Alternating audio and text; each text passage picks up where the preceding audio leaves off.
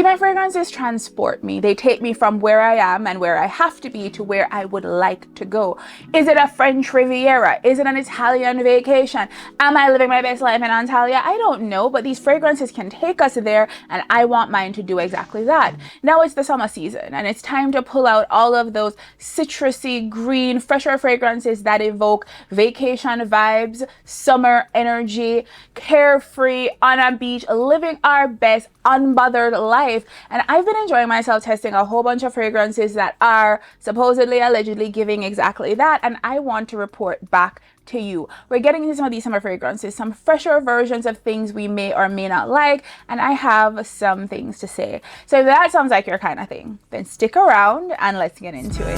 Don't waste my time, get me right, change my mind, maybe you just might. Hi, I'm Jeanique, and welcome to this month's ScentXpedition, a series on my channel where I discuss, get into a topic, a theme around fragrances, and explore and sample a whole bunch of fragrances that match that theme. And this time around, we are doing all kinds of fresh, citrus-leaning fragrances that evoke all the wonderfulness of the summer sun.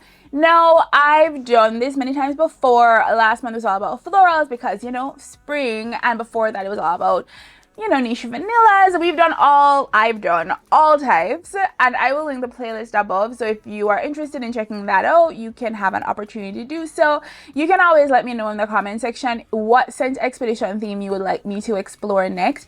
If you like this kind of video, you love a perfumey conversation, you think I'm adorable, then I would love if you would go ahead and subscribe and let the YouTube algorithm know that you want to be alerted when I post that video because you enjoy me and the videos that I make. Now, if you already subscribed, thank you. You're amazing. You make great life decisions like hanging out with me for a little bit each week, and I appreciate you. So now, let's get into these fragrances. Winners, most of them, but not all.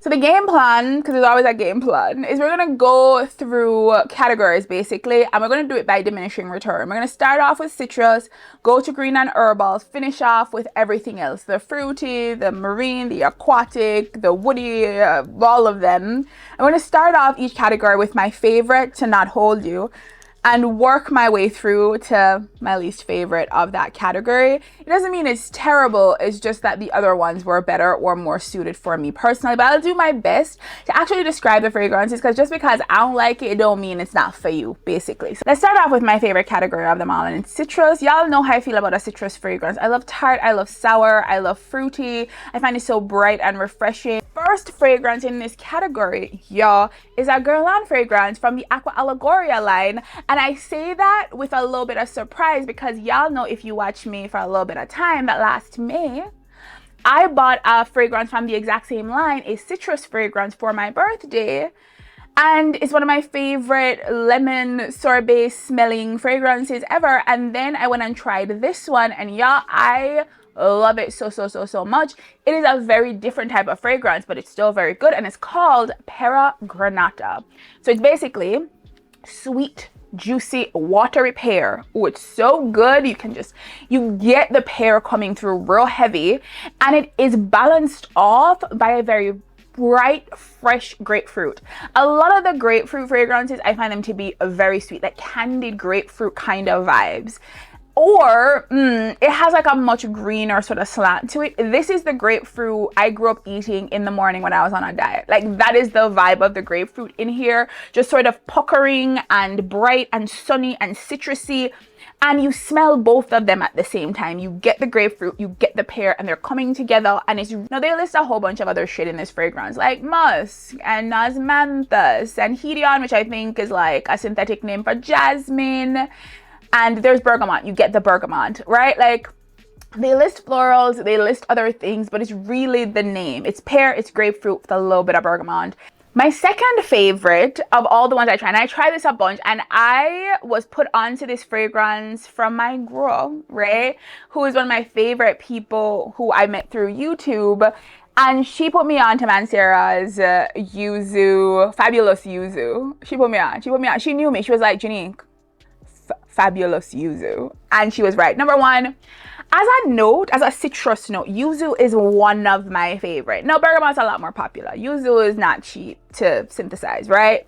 Love yuzu fragrances because they go like slightly more tart, slightly more sour than bergamot, but not quite as like heavy on the sourness as something like lemon. What is unexpected, y'all, is it is mixed with some tonka bean and vanilla. So it's real smooth and a little bit sweet. So it's almost like an orange drink almost, or an orange creamsicle kind of energy with a little bit of a kick to it. Did not expect it. No, I love my Mancera fragrance because they tend to be, and this is no exception, be very long lasting. The quality is usually there, and this one is no exception. The performance is fantastic. The sharpness, the little bit of sourness in the yuzu is there, but it is kind of undercut by all of that smooth, creamy sweetness that I absolutely love. This is nighttime in the summer kind of vibes. This is vacation in a cute dress that goes onto the floor kind of energy. And as y'all know, you don't want to buy Mancera full price, right? Because Mancera full price retail is like $200, $300. And on most discount websites, you can usually find it for under $100. The two that I talked about just now are loves. This one is a like, and there's a version of me that loves this fragrance, and I think this is perfect for some people I know. And it is from Eccentric Molecules, and it's Molecular 1 Mandarin. Now, part of why this isn't perfectly suited for me, it is a very subtle fragrance, as many of the fragrances from Eccentric Molecules are, because it's a lot of ISOE super. Not everybody can pick up that particular chemical compound, right? And it mixes that with some mandarin, and it pulls together like the rind with the mandarin itself, the orange itself, mixed together to create something that has this sort of candied airiness. It's a sweeter take on citrus. It is not so much this bright, fresh citrus fruit like I would have expected from this brand. Instead, we get this sort of soft, mellow, sweet, airy citrusness to this fragrance that settles to a skin scent pretty quickly. Now, for anybody who likes a sweeter take on citrus and does not love a loud, aggressive fragrance as much as I do, this one might be a fantastic option. If there was a good enough sale, I would pick this up. But for the price that some of these Eccentric Molecules fragrances go for, I need something to power through for a few more hours than this one gives, and isn't so subtle. So if you are a subtle ass lady, this might be your thing if you like mandarin orange that isn't too tart or sour or aggressive. But if you, like me, like something that's a little bit louder, like that Fabulous Yuzu or that Paragranata, then maybe this is not quite up your alley. So let's get into my least favorite of everything that I tried, and it's potentially the most popular of all four of these. It is just a little bit too masculine, a little bit too aggressive, a little too aldehydic for me personally, but I get why other people like it, kind of, possibly. I don't really get it, but I understand that we can't all like the same thing, theoretically. Anyway, it is Libertines the Maker. It's nice. It is lemon rind, it is star fruit, it's pomelo, it is a whole bunch of smokiness from things like ambergris and vetiver. There is a lot of woodiness in this fragrance. They do not say there are any aldehydic notes, but it reads a little bit laundry adjacent, and there is some hibiscus in here, so some greenness is introduced. This is unisex, like heading into the direction of masculine because of all of that woodiness in this fragrance. There is a cleanness about the woodiness, so that if you like a cleaner feel to your fragrance, it doesn't feel really like heavy on the embellishments and the extraness and the added things. It is a very sour, tart citrus that takes all of these elements from those citrus sort of fruit, the pulpy sweet bits and the rind and the leaf, all of that comes into this fragrance. I wish they'd lean on a little bit heavier on the pulpier bits, the sweeter, heavier bits, but they didn't. They tried to keep it in balance. I think with that hibiscus, which is a greener take on a floral, with things like starfruit, if you've had starfruit, you know it is tart as a motherfucker. It's real sour in the mouth, and it is sour in this fragrance as well. It is nice enough, right? Like there is cedar. Cedar is a heavy dark wood. There is vetiver and ambergris. So smokiness and dry woodiness. There is so much woodiness in this fragrance. It smells clean, like I said. It is not bad if that is your vibe. Libertine Jamaica, a lot of people's favorites. Not my favorite, not even fucking close, but it's fine, I guess. So I know you wanted me to remind you to go ahead and subscribe. So I'm pausing the videos for a little bit to say, hey, you forgot. I know I psychically got the message that you wanted me to remind you, and I just did. You're welcome. Now let's get back to the video. Now let's get into the green and herbal fragrances. I ended up liking a lot of these more than I expected, especially the one that I'm starting off with, because I'm saying diminishing return as we go through these. And my favorite one was Maison Crivelli's Santal Volcanique. Yeah, it was so good. This is mostly a ginger fragrance, and it is bright, it is springy, it's a little roasty, it is fun and sexy without trying too hard. It's not even trying to be sexy, just kind of is in the vibes that it is giving. I really enjoyed this one, but it's mostly a green herbal fragrance that is leaning into those ginger elements in a beautiful, beautiful way that I think complements it. But it does have these really nice citrus elements that lighten the fragrance. So let's talk about that a little bit, right? So like I said, ginger, not sweet ginger, this sort of clean, sort of airy kind of ginger, right? It feels bouncy, this fragrance, it feels alive. And then on top of that, they've put in things like lemon to make this fragrance even lighter, even airier. Then they've come out of nowhere, thrown in a whole bunch of warm spices like cardamom to make the fragrance feel just a little bit sexier, a little bit more sultry, a little bit more unexpected. It feels like a vacation in a faraway land. It is lovely. It has the creamiest sandalwood, beautiful sandalwood note in here. It presents itself without overtaking everything. It is absolutely lovely. Now, I think that mix of ginger and sandalwood with a little bit of citrus thrown in makes this fragrance feel kind of clean, kind of easygoing, kind of not too try hard. Like I said, it's a very bouncy, kind of airy fragrance that gets airier the longer you have it on your skin. There is nothing not to love about this fragrance. There is a coffee note in here, and at first I was like, is it smoky? It's not smoky, it's roasty. It smells like roasting coffee. It's really lovely. It's really, really nice. Now, the number 2 fragrance in this category could have been number 1 had it been a little less aggressive in what it was giving. I really enjoyed this fragrance, but I feel like it is far less versatile than the Santal Volcanique, making that one more likely a buy than this one. But I was enamored. I loved it a little bit harder in the moment I was wearing it. It just had a harder time going back to it.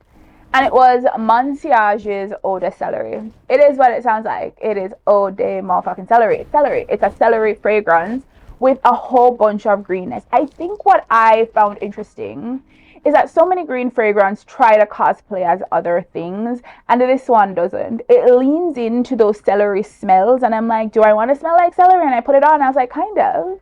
This is romantic? Can it be? Can a green fragrance be this green and romantic at the same time? It sort of felt like picnics in the park or picking leaves together outside. It just sort of felt really immersive in this sort of green experience.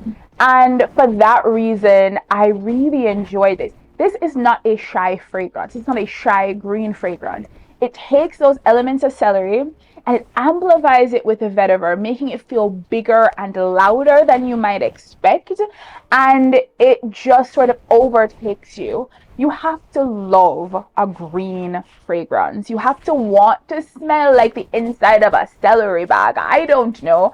But if you do, if you enjoy that kind of fragrance experience, I found this to be incredibly intoxicating. And I loved it so much. I was like, I wouldn't want to layer this. I wouldn't want to put this with anything. I just want the experience of this by itself. And I don't wear a lot of green fragrances out. It is a home-based type of note personally. But this one I'd wear out in the world. Like, am I going on a date in an orchard? Are we going apple picking?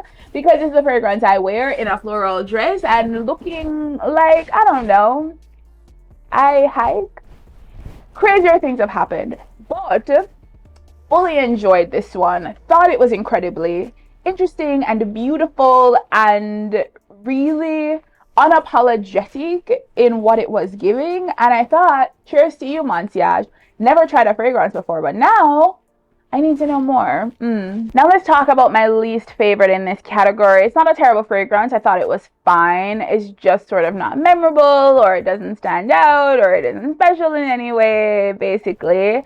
And it is from Eccentric Molecules again, and it is Molecular 1 Ginger. Now, Mandarin, the one that I talked about earlier, significantly better than this one. Their take on ginger for me was, it missed a bunch of marks, but it isn't because this fragrance is a bad fragrance. It just it's sort of forgettable in what it is giving. So it is a sort of, I would describe it as like a too serious take on ginger. So you have something like Ingenious Ginger, right, from Goldfield and Banks, which is this very drier take on ginger that isn't too sweet, feels very grown-up, sophisticated, I drink cognac at bars vibes, right? Like, that's what Ingenious Ginger gives. This feels like it gestures in that direction in some ways by not leaning in too heavy into some of the sweeter elements that ginger fragrances sometimes do. But it taps into the pepperiness of ginger really, really heavy, which I find a little distracting. And I find like fragrances that use that peppery element a lot tend to lean towards like a more playful take, because you can almost physically feel the pepperiness. So this plays on the inside of your nostrils, and that is happening with this. But without that sweetness, it just feels a little bit too serious and not quite as playful. So let's get into everything else, and we have a bunch of random things. And again, starting off with my favorite one, and it is Georgia's La Capitale. Now, I've seen this make the rounds on YouTube. Yeah, I got put onto this fragrance by my girl, Roxanne's Retreat, who put me onto this fragrance, being her amazing self. And I expected this fragrance to be a sort of clean, fresh sort of take in the same vein as maybe something like Starlight, which I'm going to review in another video, possibly, potentially. And that's what I was expecting, right? And then I actually wore it. And it's sweet strawberry, it's raspberry, it's caramel, it's vanilla, it's a little bit of leather, it's benzoin, it's amber. What? That's not what I was expecting. It is sweet, it's a little romantic, it is floral, it is pretty. There's labdanum in here giving us floral amber energy. It is sexy. It is motherfucking sexy. Like, excuse me, it is all of these sweet, some darker elements sort of folded into and rounded out by this cloudiness. It feels like peony. They don't say there's peony in here, but I swear I get peony. They say there's rose, musky rose. No, I get a really romantic peony in this fragrance that I did not expect. I see La Capitale, I think unisex masculine. I think strong. I think fresh. I did not expect summery fruity floral that feels really sweet and fun and lighthearted and a little bit sexy. I did not expect any of that. So the girl in me that loves a fruity caramel vanilla fragrance with a hoops of attitude, with that leather, that labdanum, that amber, that benzoin, I will take this hard. My number 2 favorite fragrance in this category was a sleeper hit that I tested multiple times because I couldn't believe how much I liked it from what it was giving. But I really did. And it's from the brand Artiste, and it's called Peau. It translates to skin from French. And it's giving that, but like a sexy man skin. But like one I would like to wear. Not in the Silence of the Lambs way, because that's weird. But you know what I mean. I am into this fragrance hard. It is in this order: musk, wood, citrus. They don't say there's citrus in here, but the citrus is obvious and it's in there and you cannot miss it. It is beautiful. It is so simple. It's so understated. The musk in here is not like a clean white musk, not in the way that I'm used to. It's a little bit of an aggressive musk. It presents itself, it asserts itself, it's a little bit sharp. It is very declarative, right? Like the musk is performing. It is following through. It is lovely. I enjoyed this musk. There's a heavy wood in here that comes through. It smells clean as well. Nothing too, it's not like a creamy sandalwood or anything, and it's not like that dark, deep, smoky ebony vibe. It's just sort of dry, clean woodiness that feels weighty and heavy, that comes through as well. And then you have the sort of pick me up and lightness and freshness that comes through in the form of some kind of citrus that makes it feel like the morning air just sort of hits you. It's fresh, it's pretty, it's understated, isn't trying too hard. There's some other notes in here. There's some pepperiness going on. There is some it's a little bit of like cool spices in here as well that makes this feel even cleaner.